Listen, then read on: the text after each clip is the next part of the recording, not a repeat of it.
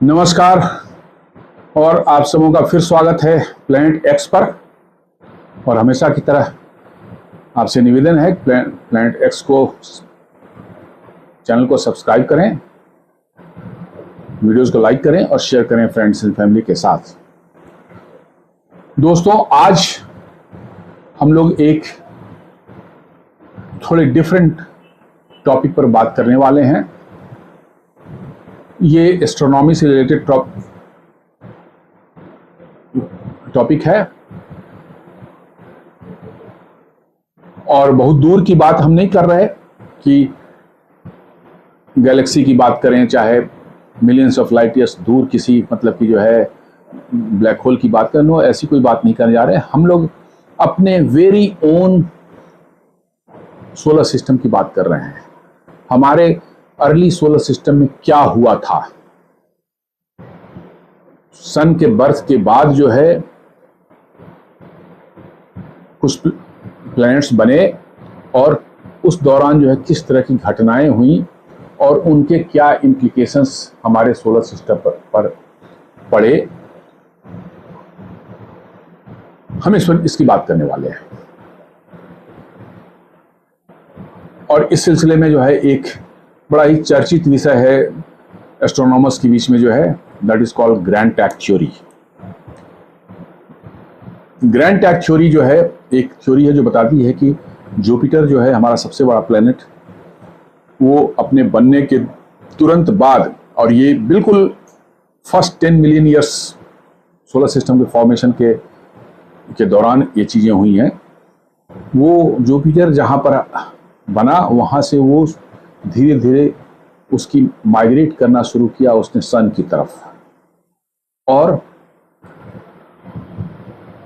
एक certain point के बाद जो है फिर उसकी डायरेक्शन रिवर्स हो गई और वो जहां बना था उस डायरेक्शन में गया, और रादर जहां बना था, पैदा हुआ था जुपिटर, उससे और पीछे जाकर के जो है जहां अभी है वहां जाके वो सेटल हो गया अपनी ऑर्बिट में।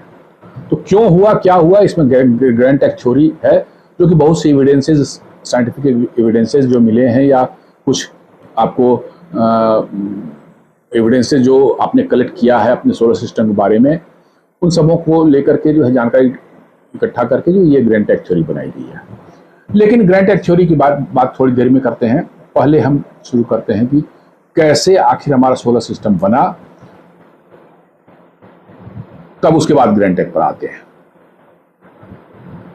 जैसा आप जानते हैं, कॉमन थ्योरी है कि कोई भी स्टार जो है बर्थ लेता है उसके पहले जो है बहुत बड़े ह्यूज साइज के कई एक लाइट ईयर्स अक्रॉस जो एक क्लाउड होते हैं, very cold molecular hydrogen clouds जो हैं वो कहीं इकट्ठा हो गए किसी वजह से जो है, तो ग्रेविटी धीरे धीरे काम करना अपना शुरू कर देती है और उस क्लाउड को धीरे धीरे उसमें श्रिंक करना शुरू करती है, संकुचित करना शुरू करती है, छोटा करना शुरू कर देती है। ये प्रोसेस कोई 1-2 दिन का नहीं है, 1-2 साल का नहीं है, 10-20 साल का नहीं है, millions and millions of years के प्रोसेस है। क्लाउड धीरे धीरे श्रिंक हो रहा है। जैसे जैसे वो श्रिंक होता है उसके कोर में जो सेंटर में जो है टेम्परेचर और प्रेशर बढ़ना शुरू होता है। साथ साथ क्लाउड जो है वो रोटेट भी कर रहा है, स्पिन भी कर रहा है, और जैसे जैसे छोटा होता जा रहा है, कंजर्वेशन ऑफ एंगुलर मोमेंटम की थ्योरी के हिसाब से जो है उसकी स्पीड जो है वो भी बढ़ती जा रही है।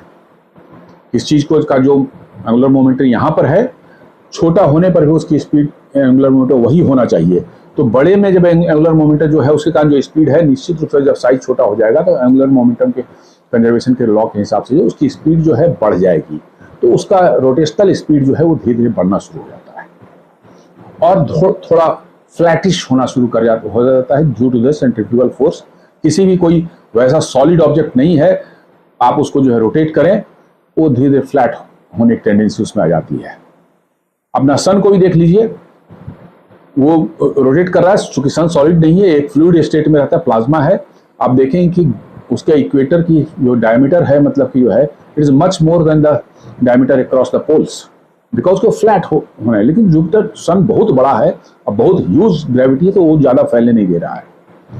लेकिन ये क्लाउड जो श्रिंक हो रहे हैं, ये धीरे धीरे फ्लैट होकर अराउंड सेंटर के अराउंड एक डिस्क, गैस एंड डस्ट का डिस्क एक बनाते हैं।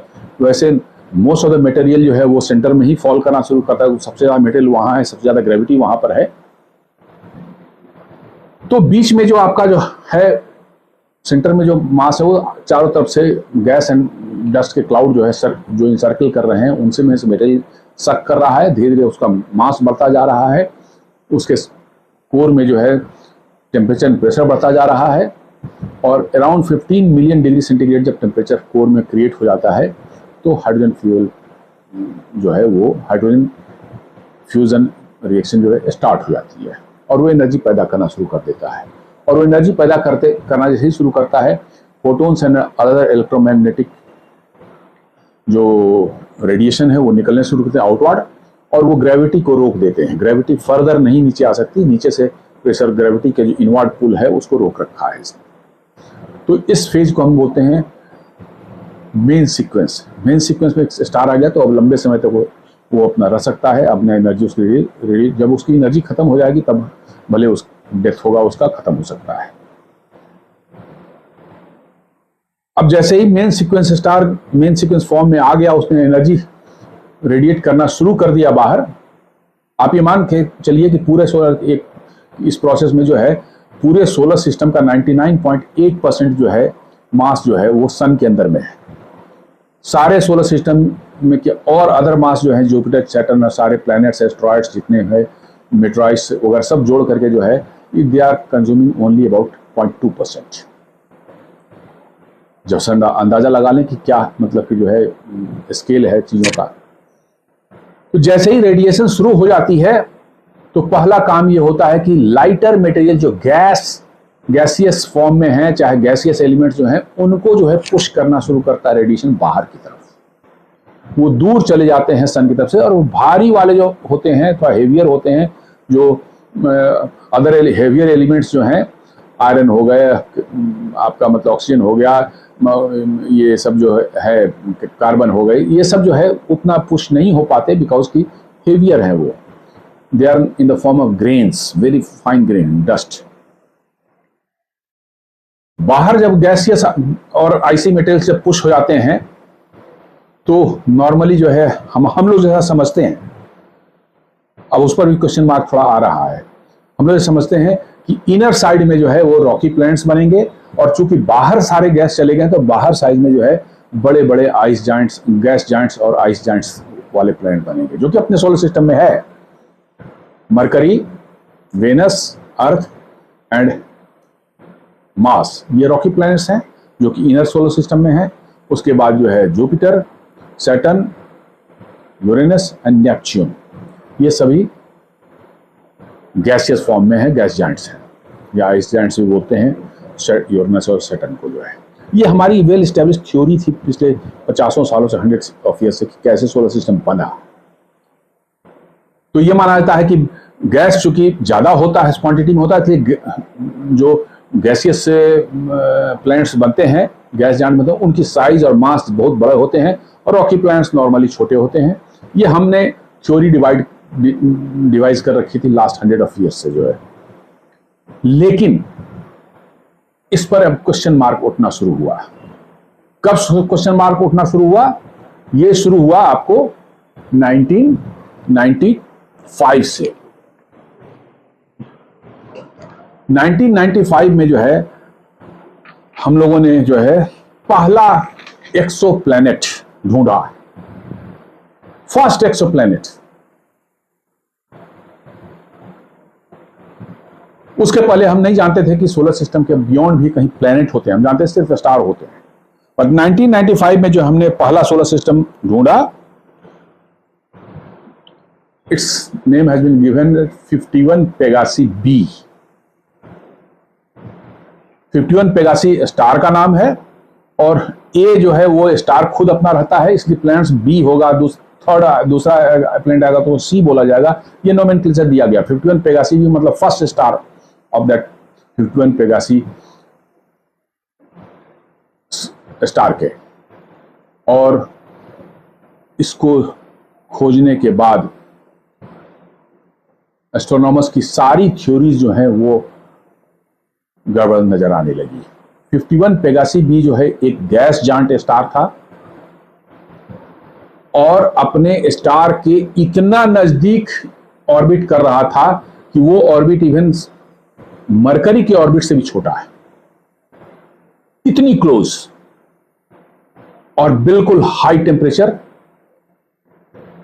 नॉर्मली गैसियस स्टार्स जो हैं वो हाई टेम्परेचर वाले एरिया में नहीं क्रिएट होते सकते, पैदा नहीं ले सकते, लेकिन आपके सामने एविडेंस सामने है तो how can you deny it. तो हुआ कि भैया क्या उनको उसको नाम दिया वो ऐसे, और उसके बाद तो फिर बाढ़ लग गई। आज तक 2600 के लगभग में जो एक्सोप्लैनेट्स ढूंढा जा चुका है 1995 में पहला ढूंढने के बाद से, और उस 2600 में बहुत बड़ी मेजोरिटी में है जहां बड़े बड़े गैस जायंट जो हैं बिल्कुल क्लोज एकदम जुपिटर मरकरी से भी छोटे ऑर्बिट में जो है ऑर्बिट कर रहे हैं अपने स्टार के, और इनको स्पेशल नाम दिया गया हॉट जुपिटर्स, बिकॉज उनकी साइज जो जुपिटर के साइज की थी या उससे भी बड़े थे, कई गुना बड़े थे, और बिल्कुल टेम्परेचर मतलब कि जो है कई थाउजेंड्स ऑफ डिग्री सेंटीग्रेड वहां की है पाई गई, तो उनको हॉट जुपिटर्स का नाम दिया गया। तो ये हॉट जुपिटर्स आखिर क्रिएट कैसे हुए? हम तो थ्योरी हमारी कहती है कि भैया गैस जायंट जो है ऑलवेज स्टार से बहुत दूर पैदा होंगे, बिकॉज की स्टार्स का रेडिएशन जो है गैस को तो पुश कर देता है बिल्कुल बाहर की तरफ, और उधर मटेरियल ज्यादा रहता है, इसलिए जो है बड़े बड़े गैस जायंट बनते हैं। और हेवियर जो मटेरियल्स हैं वो सन के माने स्टार के नजदीक रहेंगे, वहां पर रॉकी प्लैनेट्स जो हैं छोटे छोटे बन सकते हैं। ये सारी थ्योरीज ही माने अप्स एंड डाउन हो गई, ऊपर की नीचे, नीचे की ऊपर हो गई। यहीं से शुरू होता है कि भाई ऐसा क्यों हुआ और क्या ऐसा संभव है, और लोगों ने जानकारी इकट्ठा करनी थी और फर्दर स्टडीज करना शुरू किया गया।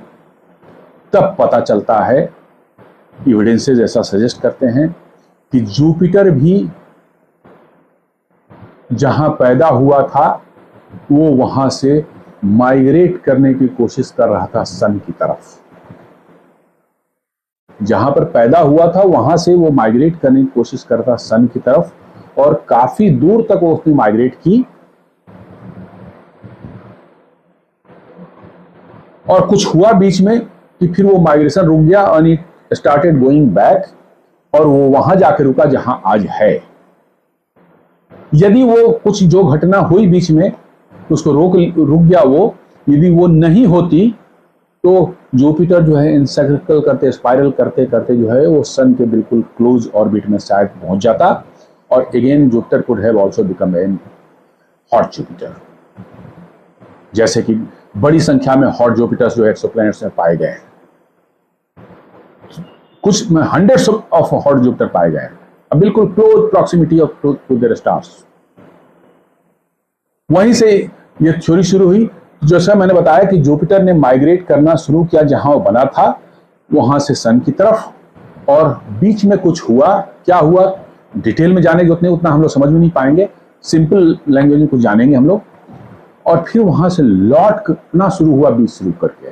ये लौटना का प्रोसेस जो है ना, that is called tacking, grand tack इसलिए इसका नाम दिया गया है। और इसने कैसे हमारे सोलर सिस्टम के स्ट्रक्चर को चेंज किया, कैसे सोलर सिस्टम को इसने कॉन्फ़िगर किया, थोड़ा सा बस उतना डिटेल में ना मैं बता पाऊंगा ना आप समझ पाएंगे, उसको जानने की कोशिश करेंगे। तो ये ग्रैंड टैक थ्योरी वहीं शुरू हुई कि जुपिटर जो जहां पैदा हुआ था वहां से वो माइग्रेट कर रहा था सन की तरफ, but something happened in between, it is बीच रास्ते से वो लौट गया। जुपिटर को यदि देखें तो जुपिटर का जो है जहां पर वो फॉर्म हुआ था स्टार्टिंग में जो है स्नो लाइन जो है, जिसको बोलते हैं किसी सोलर सिस्टम में, कि जहां के बाद आइसी मटेरियल्स जो है और गैसेज जो हैं, ठंडे गैसेज जो हैं, जहां से सोलर सिस्टम के डिस्क जो शुरू में घूमते रहती है, उस डिस्क में एक बाउंड्री के बाद आप देखेंगे ज्यादा आइसी मटेरियल्स हैं, उसमें वाटर वेपर होगा, आइस होंगे और ये सब चीजें होंगी, तो उसको आइस लाइन बोला जाता है। That ice line is around 3 astronomical units from the सन।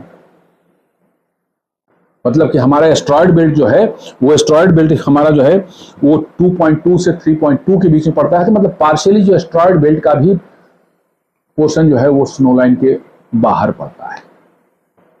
तो जुपिटर जैसा मैंने बताया कि उसकी फॉर्मेशन जो है हुई थी वो अभी ग्रैंड टेक थ्योरी के हिसाब से लोगों का जो अनुमान है ये 3.5 एस्ट्रोनॉमिकल यूनिट पर हुई थी। मतलब 3 गैस लाइन आइस लाइन जो है 3 एस्ट्रोनॉमिकल यूनिट से उससे और 500 मिलियन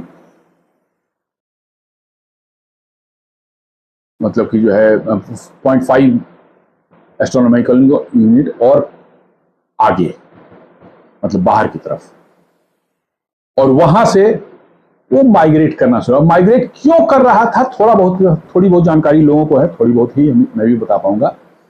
लोगों का ये मानना है, साइंटिस्ट का मानना है कि जैसे जुपिटर फॉर्म हुआ तो उसने अपने ऑर्बिट के मोस्ट में जहां पर घूम रहा उसके most of the gases and dust particles सबको एब्जॉर्ब किया और उसने जो है ग्रेविटी से जब पुल किया और अपनी तरफ ले आया और it formed A planet.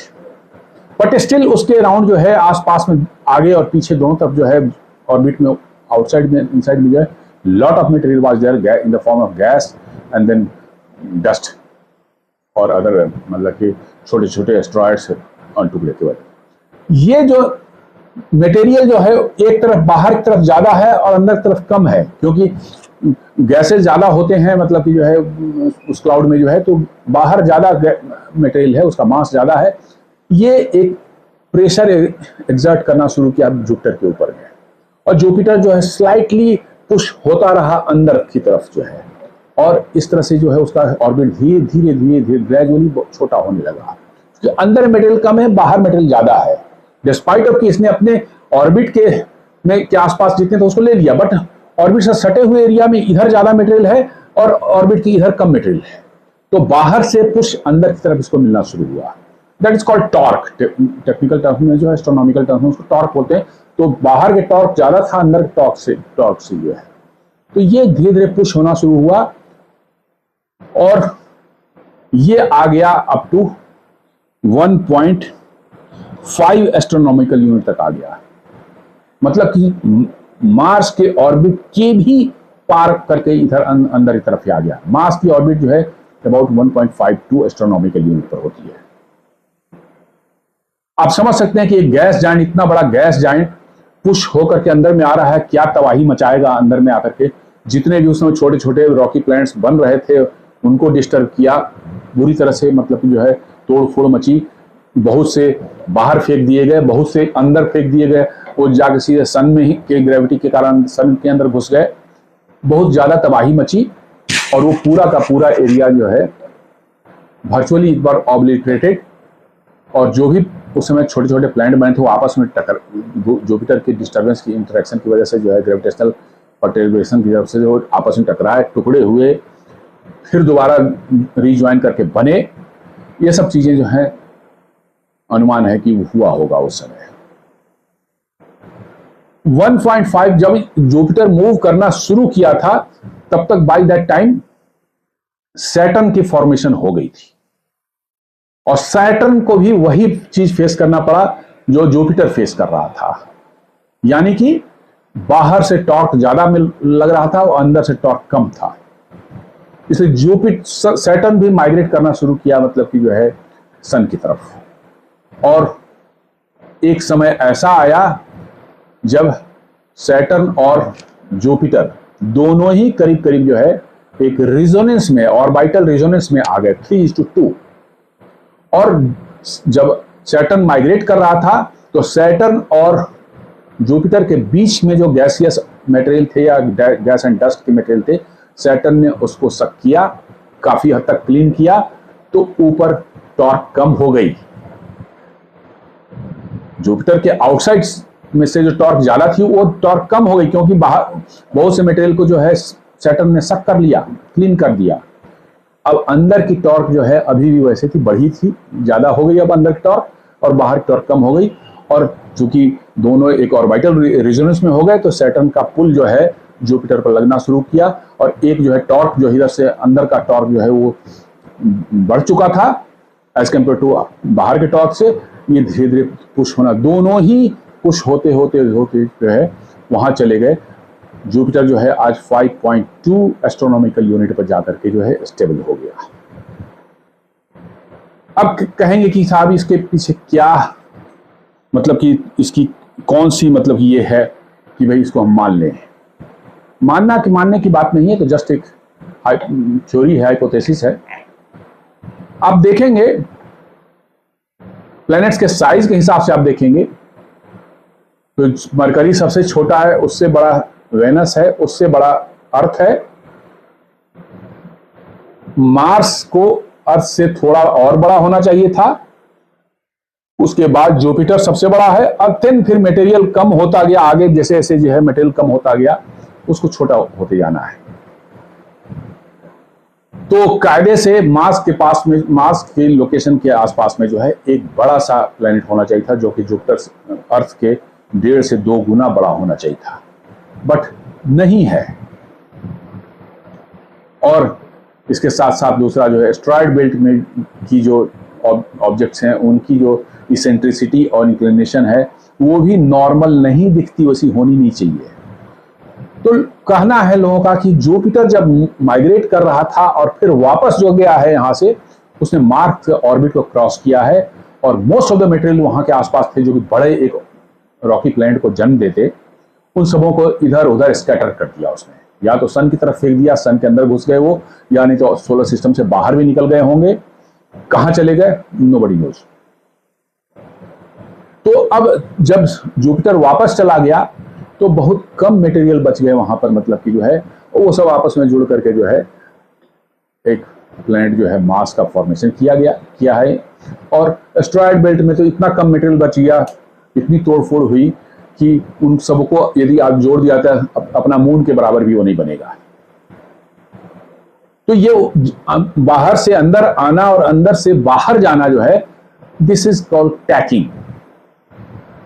Tacking actually term लाया गया है स्पोर्ट्स में। एक आती है सेल बोट होती है जिसमें पाल लगा हुआ होता है, बोट होती है, पाल हवा के माने उससे जो चलती है। उसमें एक टेक्निक होती है कि आप सेल्स का डायरेक्शन या कुछ चीजों को इस तरह से सेट करते हैं कि हवा की डायरेक्शन इधर है और आपका बोट को इधर जाना चाहिए, तो डायरेक्शन चेंज हो जाएगी। हवा इधर से आ रही है लेकिन बोट आपका हवा के इधर से आ रही है उधर ही जा सकती है। That is called tacking. Very intricate technique है ये। अब कुछ ही स्पोर्ट्स पर्सन जो हैं इसको कर पाते हैं और they are considered as a very good, मतलब कि सेलिंग बोट स्पोर्ट्स पर्सन जो है। तो टैकिंग, इस प्रोसेस को टैकिंग बोलते हैं। तो यहां पर भी उसी वर्ड को लिया गया कि जुपिटर बाहर से आया और फिर वो टैकिंग होकर के जो है वो उसको वापस खींच करके सैटर्न ले गया। And this has virtually saved us. यदि वो नहीं होता, सैटर्न नहीं पीछे आता, तो वर्चुअली जो है जुपिटर अंदर के सारे प्लैनेट्स को जो है तोड़ फोड़ करके ऐसा करता कि या तो सन के अंदर चले जाते या जो सोलर सिस्टम के अंदर बाहर फेंक देता वो सारे मेटल को। और ऐसे भी है कि हमारा जो अर्थ है वो फर्स्ट जनरेशन प्लैनेट नहीं है। जुपिटर को उस माइग्रेशन के दौरान जो है इतनी तोड़ फोड़ हुई, बहुत प्लैनेटेसिमल जो छोटे छोटे बने थे वो आपस टकराए, चूर चूर हुए, फिर दोबारा बने। तो माना जाता है कि हम लोग सेकेंड या थर्ड जनरेशन के प्लैनेट है हमारा, मतलब कि जो है अर्थ। तो आप समझ लें कि जुपिटर को जस्ट एक चांस मिला कि उसका एक कंपेनियन जो है, बगल का कंपेनियन जो है सैटर्न, उसने आकर उसको हेल्प किया, उसको खींच के पीछे ले गया। अदरवाइज जुपिटर जो है was on the verge of becoming another hot Jupiter, और ये हमारा सोलर सिस्टम वैसा नहीं होता जैसा आज है। आज इस पूरे ब्रह्मांड, असीम ब्रह्मांड की गहराइयों में कहीं पर भी हम ढूंढ रहे हैं, लाइफ नहीं मिल रहा है हमें। और हमारे इस सोलर सिस्टम में जो है इस एक प्यारी सी धरती पृथ्वी पर जो है जिंदगी जो है फल फूल रही है, पनप रही है। और जो कुछ भी हुआ उस समय, आज से 4.5 बिलियन ईयर से, वो शायद उसी का परिणाम है कि आज हम लोग यहां पर हैं, इस धरती पर फल फूल रहे हैं। यदि सैटर्न न होता और जुपिटर को वापस नहीं ले गया होता तो परहैप्स जुपिटर अंदर के सारे आपके जो रॉकी प्लैनेट्स उनको फॉर्मेशन उनकी खत्म हो जाती या उनको बाहर फेंक दिया जाता, चूर चूर हो जाते। वो जहां है, जिस जगह पर आप हैं अभी हैं वहां पर नहीं होते। और ये बिल्कुल ही एक डिफरेंट सोलर सिस्टम नजर आता है जहां पर सन है और उसके बिल्कुल पास मरकरी से भी छोटी ऑर्बिट में जो है विशाल काय गैस जाइंट जो है जुपिटर जो है वो ऑर्बिट लगा रहा होता और उसको हॉट जुपिटर कहा जाता। तो एक छोटी सी बस एक प्रेजेंट मैंने कोशिश की कि एक बहुत बड़ी खगोलीय घटना जो है आज से 4.5 बिलियन साल पहले हुई थी, इसका अनुमान है। इन चीज़ों का कोई लिखित डेटा तो कहीं है नहीं, या कोई चीज़ों का, जो चीज़ें आपकी इर्द गिर्द होती हैं, आपके सोलर सिस्टम में जो चीज़ें दिख रही हैं, उनसे अनुमान ही लगा सकते हैं। और उस अनुमान के आधार पर यह माना जाता है कि ऐसा हुआ था आज से 4.5 अरब साल पहले।